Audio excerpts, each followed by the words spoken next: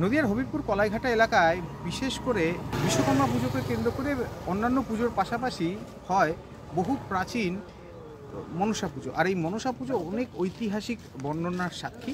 আর এই যে মনসা পুজো, সেই মনসা পুজোকে কেন্দ্র করে রীতিমতো আনন্দ উল্লাস সেখানে। এলাকাবাসীরা জানাচ্ছেন যে এই পুজোর অনেক ইতিহাস রয়েছে এবং ইতিহাস প্রসিদ্ধ এই পুজো, এবং মা এখানে কাউকে খালি হাতে ফেরান না। কোনো মনোবাঞ্ছা থাকলে মা তাকে দুহাত ভরে ভরিয়ে দেয়। বেশ কয়েক বছর আগে অনেক রুগী আসতো, ছোটখাটো রুগী ভালো হয়ে যেত।